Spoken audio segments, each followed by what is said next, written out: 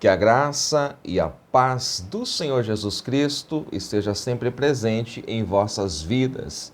Eu sou o evangelista e professor Márcio Mainardes e aqui estou para mais uma pré-aula da IBD. Nós estamos no primeiro trimestre de 2023 estudando as lições bíblicas da CPAD e nós estamos estudando esse tema tão propício para o momento que é Aviva a tua obra, o chamado das Escrituras ao quebrantamento e ao poder de Deus. E hoje nós estamos na lição de número 9, o avivamento pentecostal no Brasil. O nosso textuário está em Atos dos Apóstolos, o capítulo 19, os versículos 5 e 6. E os que ouviram foram batizados em nome do Senhor Jesus. E, impondo-lhes Paulo as mãos, veio sobre eles o Espírito Santo e falavam línguas e profetizavam. Verdade prática: Deus derramou o grande avivamento pentecostal no Brasil. Ele pode avivar mais uma vez o seu povo. A leitura bíblica em classe, o texto que é trabalhado na sua aula, é Atos dos Apóstolos, capítulo 19, versículos 1 ao 7. Se você está conhecendo o nosso canal agora, seja muito bem-vindo, inscreva-se neste canal, nos ajude compartilhando este e outros vídeos nas suas redes sociais. O seu retorno, o seu feedback é muito importante. Eu sou grato a todos que têm nos ajudado. Esta não é uma aula. Esta é uma pré-aula, são apenas alguns apontamentos que vão lhe ajudar a preparar a sua aula, se você é professor, ou lhe ajudar a estudar, se você é aluno. Muito bem. O derramar do Espírito Santo não foi uma experiência isolada em Atos 2. Isto derruba o argumento de muitos grupos cessacionistas que dizem que o derramar do Espírito Santo, os acontecimentos que se deram ali em Atos 2, foi para aquele tempo, foi isolado. Isto não é verdade.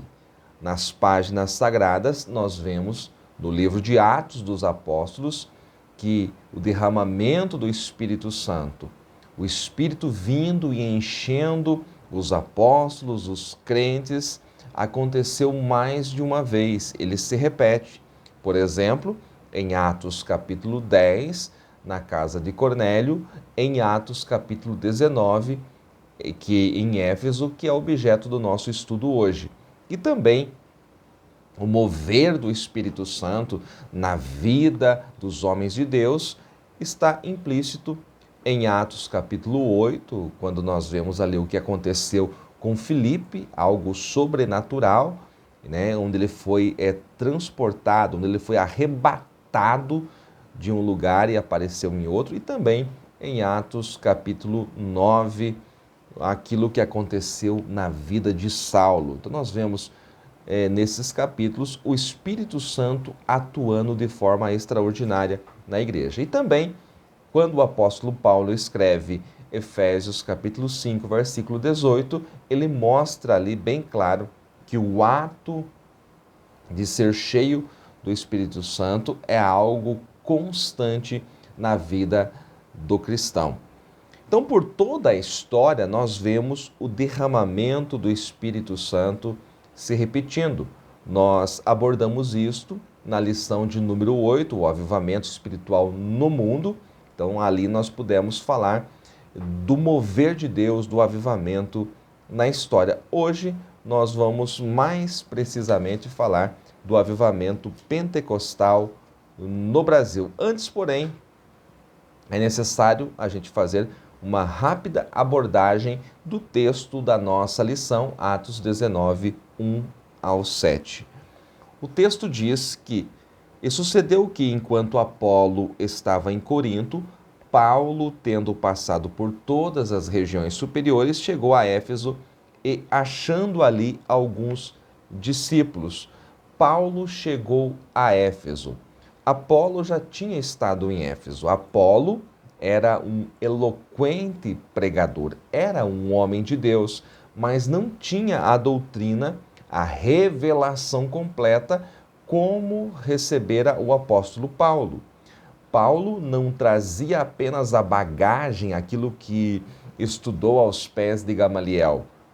Paulo, antes de iniciar o seu ministério, ele recebeu revelações diretas do Senhor. Ele foi levado até o terceiro céu, recebeu coisas inefáveis, maravilhosas, e a sua teologia é uma revelação direta de Cristo.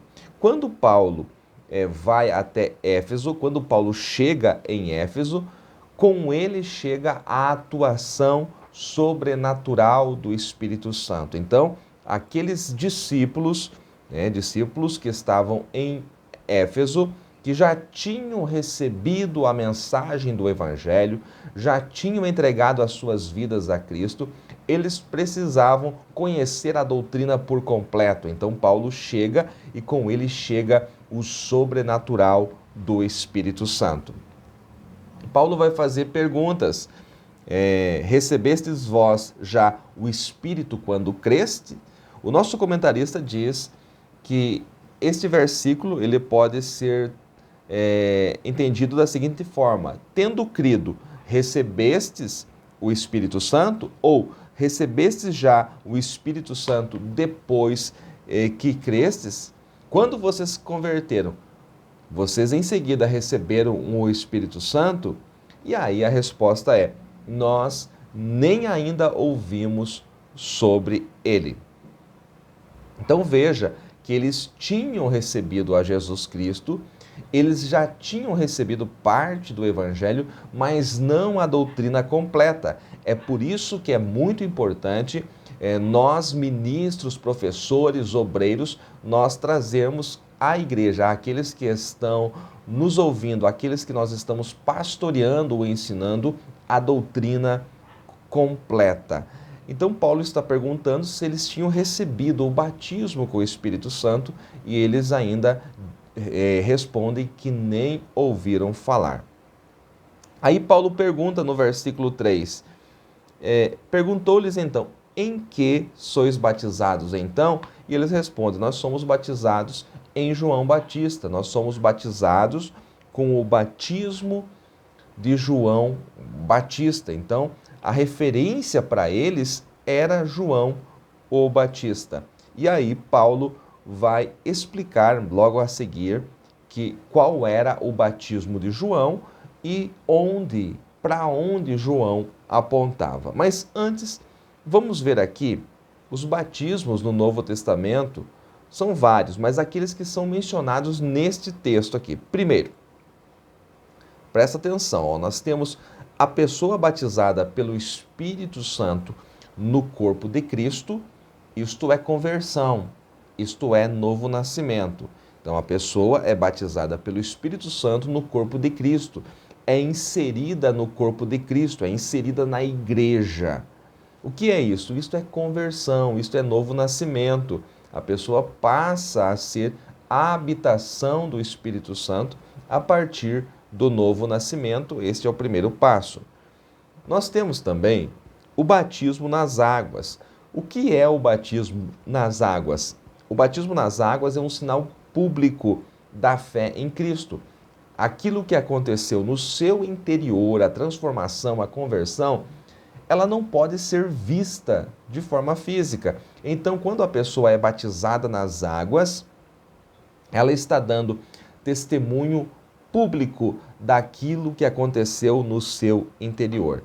E por último, em terceiro lugar, nós temos aqui o batismo com o Espírito Santo, mediante a imposição de mãos, com a evidência física de falar em línguas, e também seguiu-se aqui profecias. Então, são três batismos diferentes: o batismo no corpo de Cristo, que é a conversão, o batismo nas águas, que é um testemunho público daquilo que aconteceu no interior do crente, e em terceiro lugar, o batismo com o Espírito Santo mediante a imposição de mãos e com evidência o falar em línguas, e neste caso aqui seguiu-se também as profecias.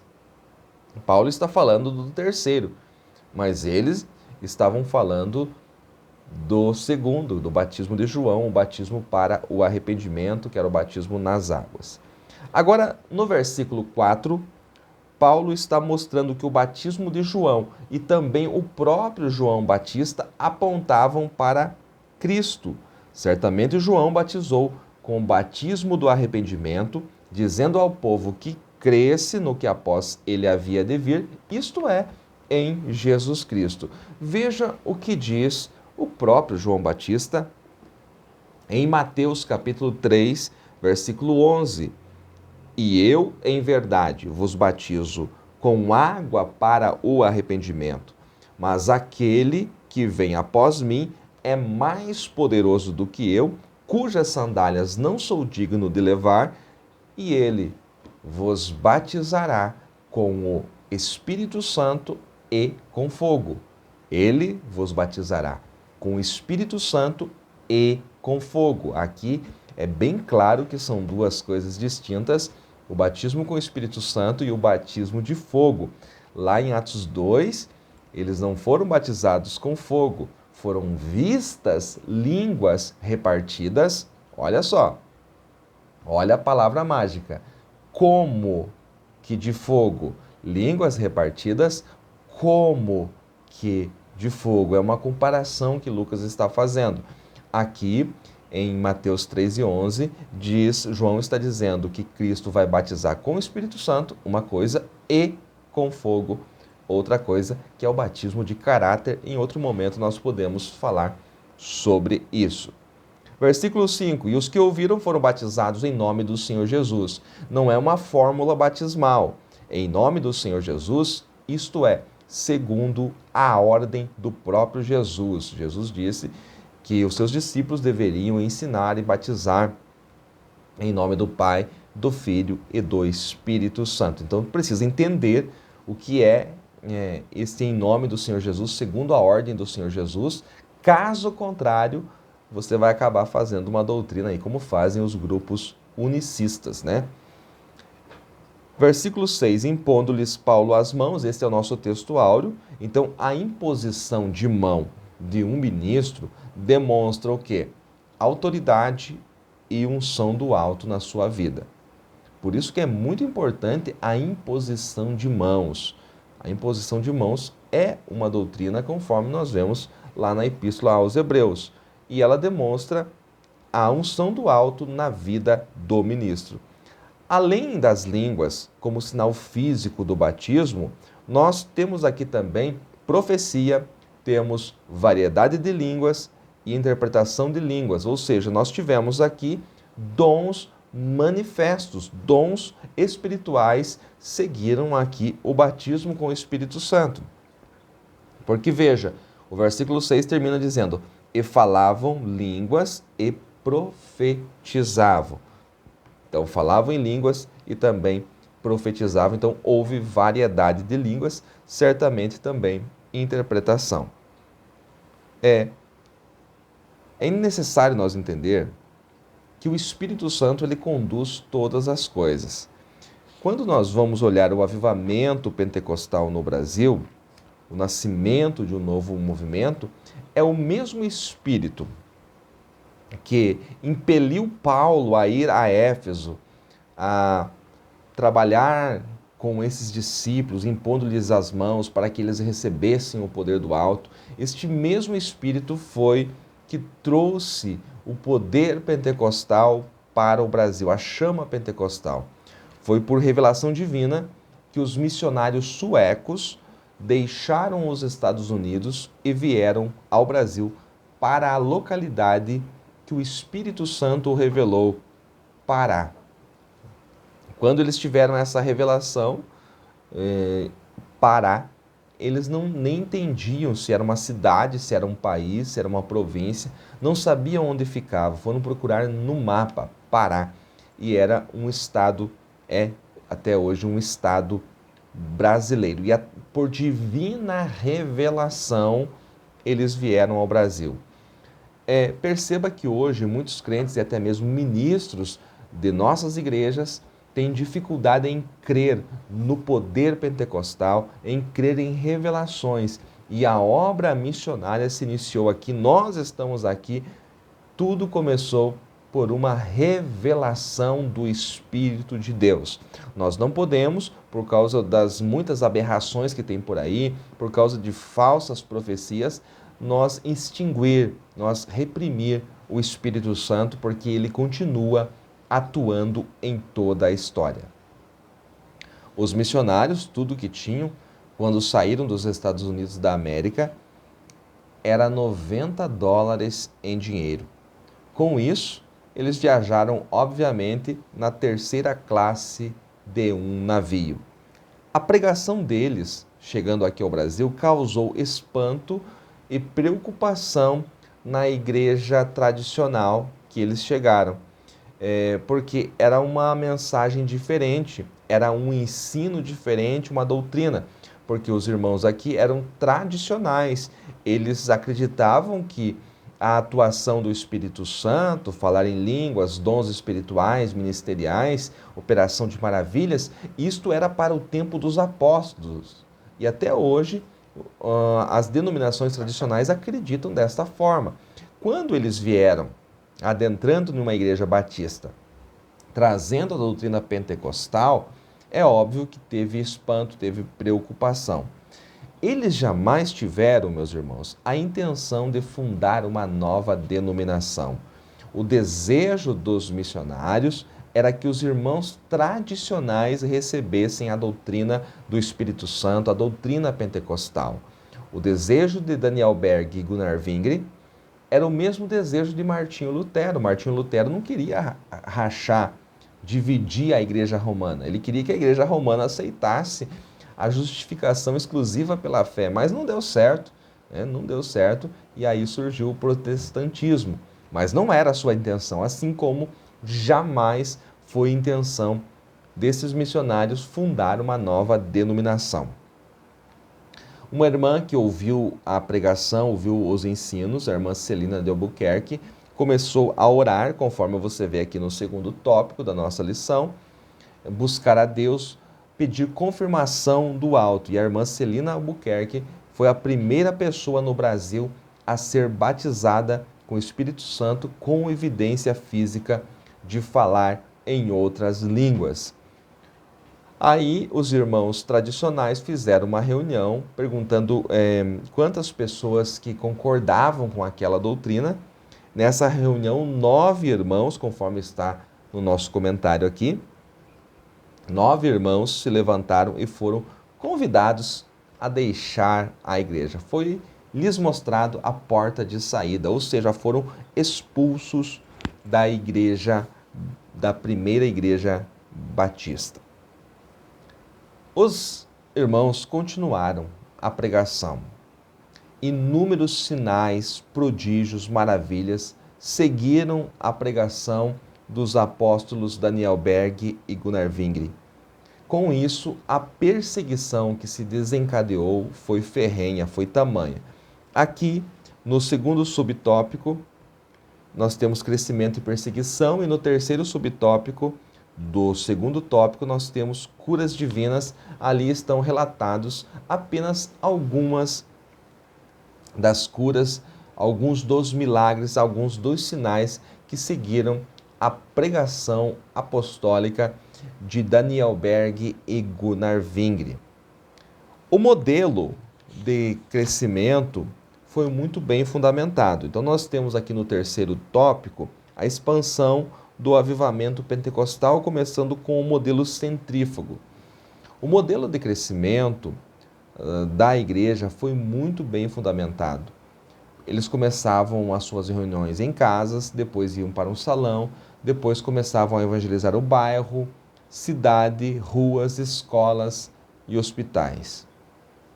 As denominações pentecostais, e é muito importante que você saiba que a maioria das denominações pentecostais, elas têm como raiz a Assembleia de Deus. Alguém saiu da Assembleia de Deus. Essas denominações são as que mais crescem no país. Por que são elas que mais crescem? O motivo é porque evangelizam no poder do Espírito Santo e discipulam com o Evangelho de Cristo. As denominações pentecostais, elas acreditam que o homem tem que ouvir a pregação do Evangelho para ele responder ou não o Evangelho. Já as denominações tradicionais, normalmente elas são calvinistas, né? E você sabe que a doutrina de Calvino, por mais que a sua intenção fosse muito boa, a soberania de Deus, ela reprime um pouquinho a pregação do Evangelho, porque na verdade você vai chamar só os eleitos que podem responder a mensagem do Evangelho. Então já existe alguém que vai responder e aquele que não vai responder, segundo o calvinismo. Então, você chamando ou não, você pregando ou não, aquele que não é eleito, que não tem chance, que não foi predestinado, não vai ser salvo. Nós não entendemos dessa forma. As denominações pentecostais seguem a teologia de Jacobus Arminius, a doutrina arminiana, e nós pregamos o Evangelho a toda criatura, conforme diz a palavra de Deus. Quem crer e for batizado será salvo. Nós cremos que o homem tem liberdade de responder ou não ao Evangelho. A graça não é irresistível, a eleição não é incondicional. Então o homem precisa, toda criatura precisa ouvir o Evangelho, e aqueles que serão condenados não serão condenados por serem pecadores, mas por não receber a Jesus Cristo, tá certo? Então, as denominações pentecostais, elas crescem de forma acelerada, enquanto as denominações tradicionais, com todo respeito, elas têm uma limitação muito grande. Então, nós pregamos o Evangelho no poder do Espírito Santo, os sinais seguem a pregação e também discipulamos conforme o Evangelho de Cristo. Deus fez de novo.